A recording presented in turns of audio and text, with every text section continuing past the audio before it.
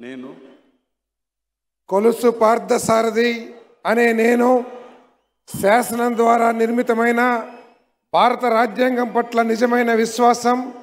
విధేయత చూపుతానని భారతదేశ సార్వభౌమాధికారాన్ని సమగ్రతను కాపాడుతానని ఆంధ్రప్రదేశ్ రాష్ట్ర మంత్రిగా నా కర్తవ్యాలను శ్రద్ధతో అంతఃకరణ శుద్ధితో నిర్వహిస్తానని భయం కానీ పక్షపాతం కానీ రాగద్వేషాలు కానీ లేకుండా రాజ్యాంగాన్ని శాసనాలను అనుసరించి ప్రజలందరికీ న్యాయం చేకూరుస్తానని